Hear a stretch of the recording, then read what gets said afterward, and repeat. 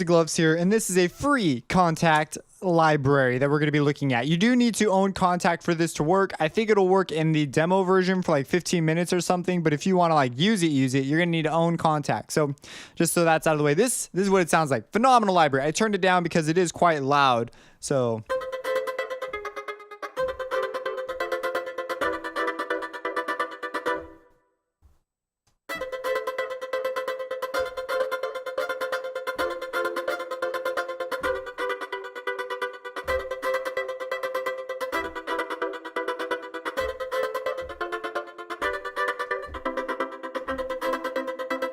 you see, pretty cool. It also has some legato functions that if we turn it on like this.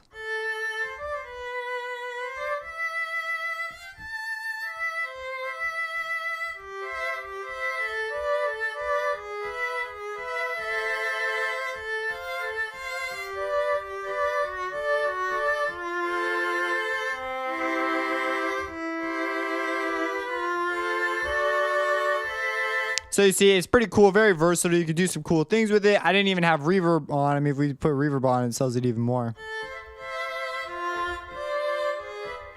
One of the coolest things, though, is the ability to layer. Well, here, so you have stuff like this. And you can do things like this. I just want to give you a couple like quick examples so that you have something to grab on when I'm talking about what stuff does.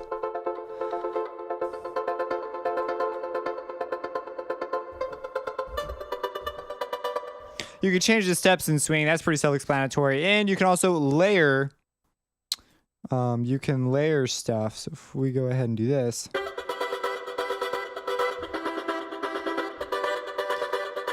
So let's talk about what's going on here and how this works. So let me just close this and open up a default. That way I know I have the same configuration as you.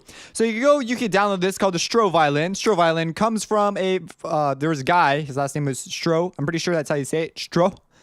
I mean, there's probably some sort of an accent thing I'm missing or whatever, but looks like a pretty straightforward name. And the problem was, back in the day, hey, we have violins and they sound great, but they're pretty hard to hear in an orchestral context sometimes, but recording wise, they were difficult to deal with as well. And so one workaround was you attach this horn and it became this guy, I forgot his first name, but he had the last name of Stroh, named it after himself, solved the problem. And there are still violins like this today that are used. I did a little research on it, actually a while ago when I first got this library because I was kind of intrigued by it. But this is a pretty phenomenal library. It's made by Impact Sounds Works. And I mean, whenever you have a GUI, you know that like something special has been put here. And you see, this is like a really viable library. Like you can create some pretty cool music with this. So again, totally free so long as you own Kontakt. I mean, you could use the player too, but you'd only get like 15 minutes. So, okay, Stroh Violin. Actually, I'm not sure if they will. No, I think they will open. I don't know. It's been so long since I've had that. It was before I even owned Kontakt, so I don't remember anymore. If you do know, you can drop it in the comments or whatever. It's okay. So we have extras, sequencer, which is pretty cool. There was a long time that I didn't even know this extras menu existed because it's the GUI hides it kind of. It just never occurred to me to click this thing over here. So we have all these extra articulation settings. What are these? So if you're unfamiliar with, violin and playing violin and stuff, or just horns in general, how to playing an instrument, you have different articulations for different styles. So legato's long and smooth. On the violin, it's being bowed, which is why you hear a tone of a timbre like woo doo doo doo. And then you have there's a whole bunch more than the ones they have listed here, but these are like three of like the big ones. You have this one called, we're gonna skip to this one, pizzicato. That's where you pluck it with your finger. So you're playing the violin and you're plucking it with your finger. So let me give you an example. So here's legato. That's turn the sequencer off and turn this down. Okay, so here's legato. And that shouldn't have worked because legato mode is on. There we go. Okay, yeah, there's a couple things that I'm going to point out that are sort of just weird flukes that happen, but that's legato. So then we have pizzicato. If I had a full keyboard, as you can see, it's very intuitive. So here you play your keys. These keys control the articulation. This key controls, this key will get you spiccato, which we'll talk about. This key controls the sequencer on off. I wish they had one for legato on off. I mean, I could go in and add one, I suppose, if I really wanted to. And this one resets the articulations. That becomes important later. So anyways, that was legato. Here it's pizzicato. but they've laid it out very nicely to be very playable. So if I had like a bigger keyboard, I could do that. I could use that keyboard, but that's just a lot of work setting up all this stuff. So I decided just to stick with this one. So that's pizzicato. That's now pizzicato is the plucking on the strings with the fingers. So they're literally like plucking it. It's very common in string writing. It's not common to be played like that, but because you're going to need to write parts that a violin would actually play. And then this last one is no, that was pizzicato.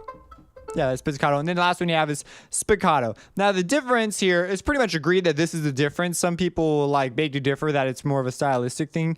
But, you know, this is generally, if you're a violin instructor, you generally teach this, is that pizzicato is when you are plucking. Spiccato is when you bounce your bow on the string. So your bow is bouncing on the string. That's what they have represented in this library. That's what it means here. So you can hear it. It's like a stylistic, like do do do do do, but it's not legato. So pretty cool. Let me turn it up just a tad. It's very loud. Definitely lives up to its name is the Stroh Violin. Very cool.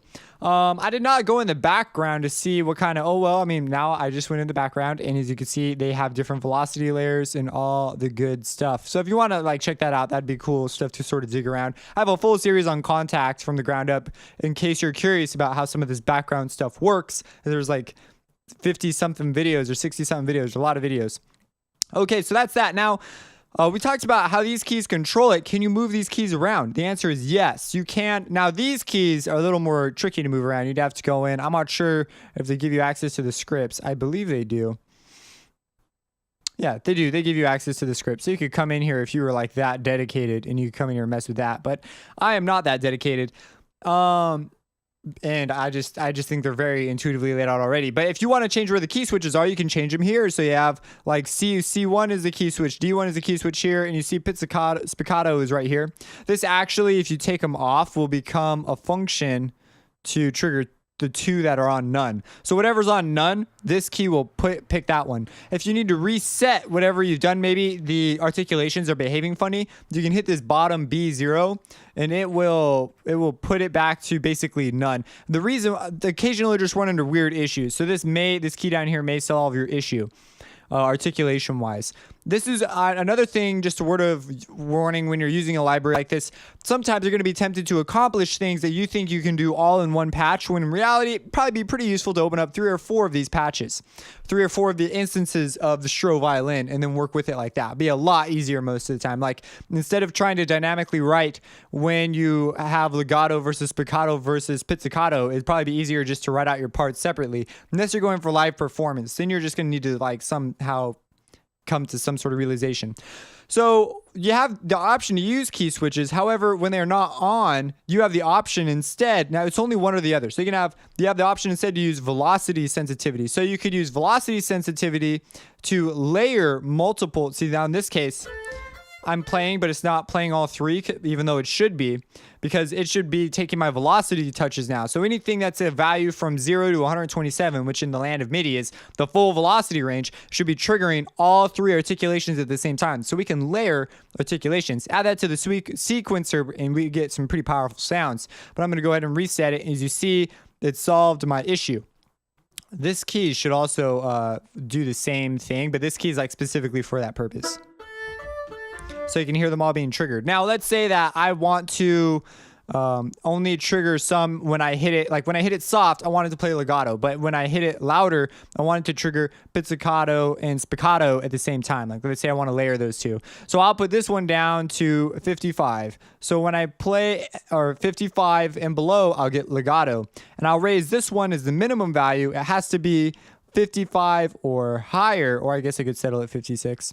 55 or higher to get these sounds. And so now when I play, if I play soft, and when I play loud,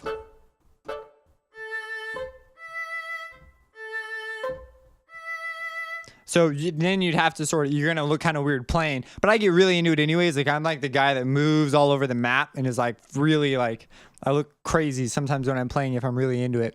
So, because you're having an experience, you know, it's a spiritual experience to some extent when you're playing an instrument. And this is an instrument that's so good that it really is quite fun to play.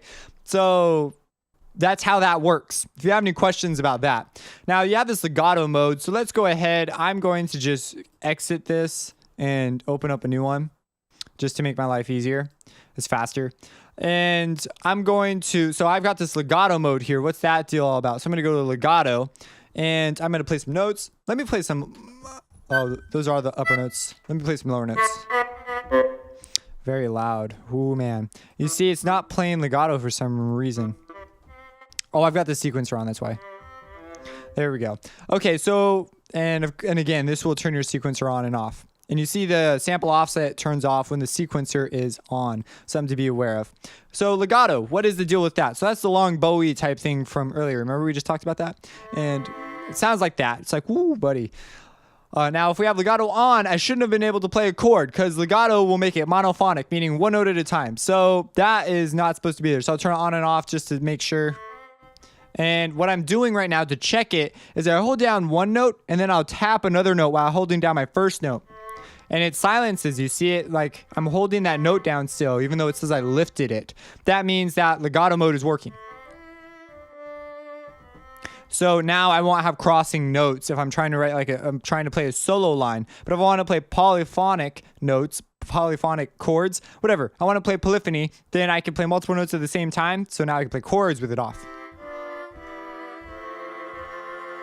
So pretty cool stuff. Now, let's talk about these knobs down here. They give us some interesting options. Let me turn this up to like 16. Okay, so these give us some cool options. We have dirt blend, vinylized, so like an old record vinyl type thing. These two influence other samples. Actually, I think vinylized is just a filter. If you listen to it, it sounds like it's just a filter. And it sounds like it's got some resonance on it too. So I don't know if I'd really call that vinylizing. Vinyl, I mean, that's what they call it. So I guess by definition, they have to be correct since they made up the term. But it's whatever. I don't think it sounds super like a vinyl thing, but it's just a filter. So that's the takeaway. It's a filter. It sounds like a bandpass filter. Okay, dirt blend. You could probably go in the background and see what this actually is and just be like, oh, that's what it is. Dirt blend actually moves in some additional samples. This just blows me away. This is a free library. Like, it's just, what the heck, dude? So dirt blend will blend in some free, some not free, some extra samples. They sound like this when they're all the way up. You could write some pretty scary stuff, even with the sequencer on. But okay, so that's not the idea though. So this will make it sound very, if you combine these two, then you get a very vinyl-y type sound. And so it's just to add realism is what they were going for. But it also has some serious potential to be pretty scary. So you could probably slap a bunch of reverb and try some cool stuff with that. Combining them will make it sound a lot more old, you know, the vinyl-y feel. So you can mess with that. Personally, I would go after the EQ and filter type setting with a external EQ and actual vinyl, a lo-fi plugin like Vinylize. I cover that in my free VSTs. There's a plugin called Vinylize by Isotope, and it's really good. Well, it's okay. There's some things where there's probably better lo-fi plugins out there, but as far as free goes, it's free. So then we have this distortion. So here's what the distortion sounds like. It's kind of like going to hardcore. It's like a fuzz pedal, sort of like a bad fuzz pedal, but it sounds, you know, like it's. So that's an option there for you. I honestly don't reach for this one. I don't reach for sample offset very often, but it'll offset your samples by so many milliseconds, which could be important depending on delays and things that you may have in your chain. This is another knob I don't touch too often. So here we've got reverb, wetness, and size. This is the same thing. So here's the wetness, how wet the reverb is. It's basically wet versus dry, process versus unprocessed. Size, how big the room you are is. And then this is like this different algorithms to select your reverb setting. So here we've got a concert hall, so it's going to simulate, the algorithm will change to simulate the reflections that would be typical of a concert hall. So it would be much bigger. I'm going to play, we'll play legato. And wow, that was pretty loud actually. I'm always surprised at how loud this is.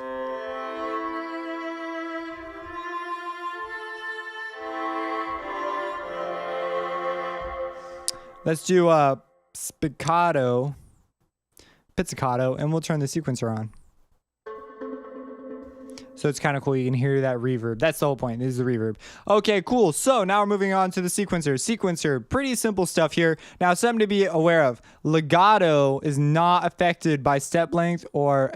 Actually, I haven't tested attack offset, but it's definitely, I know for a fact it's not affected by step length. At least I did not have it being there. So I'm going to be using spiccato. I'm going to be using pizzicato. No, let's use spiccato for this. So we're going to use spiccato for these examples, and you'll see the effect of what these things do much easier. So this is a sequencer. There's so many steps. You can change the number of steps here. I'm going to leave it at 16 though. That way it'll fit nicely into a 4/4 measure. So it's meter compatible, which is kind of nice. And then we have swing. Here's negative swing. Here's positive swing. So we get that do do do do do do do do, like, or not that rhythm, but do do do do do do do do. We get that type of thing. We could go in between. That's what swing is. So it's not a big shocker there. There we go. You hold down Control click to reset things to their default value. Okay, step length. What is that all about? Let me go here and turn off the reverb, or at least turn it down. Okay, so step length is how long each one of these steps is. Now this is where you'll begin to notice that legato playing is not really affected by this. So if I turn these up like all the way, here's what we get. This is with them all the way down. You see the sample gets choked. And so if we do a variety, you can hear the variety of long and short creates very realistic sound, almost like it's a advanced round robin type of thing, or that you have a lot of articulations available to you. Or not, it'd be more of a round robin type effect, but in reality, it's just a clever algorithm. So pretty cool thing to do. Now you can even add to this realism by, let's turn it all the way up on each one.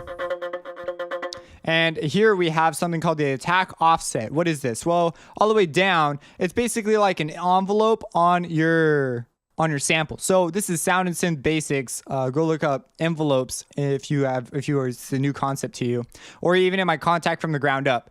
I have a video on offset, so you go look at that.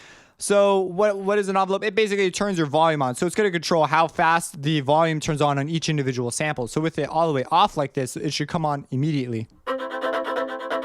Or that might be backwards. I may have it backwards. But all the way up. Yeah, I had it backwards. So you can hear it turning on immediately, like just right off the bat.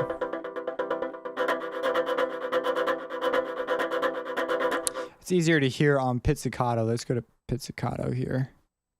Do do do do do do do. So yeah, this is rushing in. This one is immediately on. And now if we turn our step length, vary that.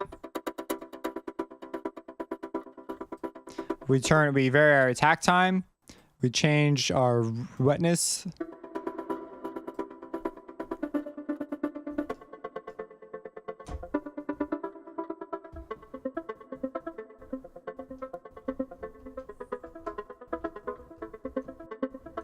So pretty cool. So that's actually pretty much most of the effects. Now, if you change the number of steps, you will notice that all the number of steps change, which is another handy feature. That is the Stroh Violin. Dude, this library gets a freaking 10 out of 10. Like, this is an amazing free thing. Like, I can't even believe this, like, just wow. Sometimes I'm just wowed by, like, generosity. So here's the website.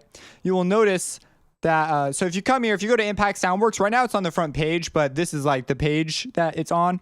And you will see they've got a whole bunch of demo tracks. You can add your own demo track. Go ahead, make one and I don't know, share it with them somehow. I think there's a way, I think they encourage that actually, but I don't know. But they have details and features and stuff. But one of the coolest things, because this is sort of rare for a free thing, is that there's a manual. That's like great. And it's not even a long manual. It's a very intuitive, short manual. Now, if you don't know your terms and stuff, like as you can see, there's only realistically like 3 pages. But these 3 pages are like what the buttons do. So it's kind of cool. And the idea behind some of these buttons, they even include a brief history of like where it came from. So pretty cool documentation, just amazing free thing. So I encourage you, if you make a track with this, which I hope you do, because this is a pretty freaking dank thing, drop it in the comments. I'd love to hear your track. You know, if I'm not like busy, I like to go through and see stuff like that. And yeah, I mean, if we just put it in at the default where it was, really replace. Yes, really replace it. I don't know why I had to think about that so hard. And do something like this. I want to hear a 2-5-1. We'll do a tritone substitution, right?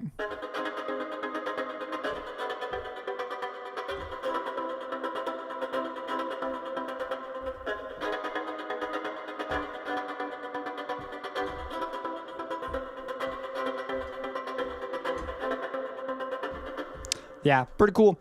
So if you have any questions, let me know. I don't believe I skipped anything. I mean, we could go through the background and look at all the stuff, but that's like overboard. Like, whoa, dude. That's too much stuff. Yeah, but again, this would be a cool way to vary up the sound. So you have tons of ways to just vary it up. Great for live performance. Just great. Again, questions, drop in the comments, subscribe, and have a blessed day. Hey, Composer Gloves here, and today we are taking a look at a free Kontakt sample library called Freund's Flute. However you say that name. And it is just a flute. And I really like this flute. There are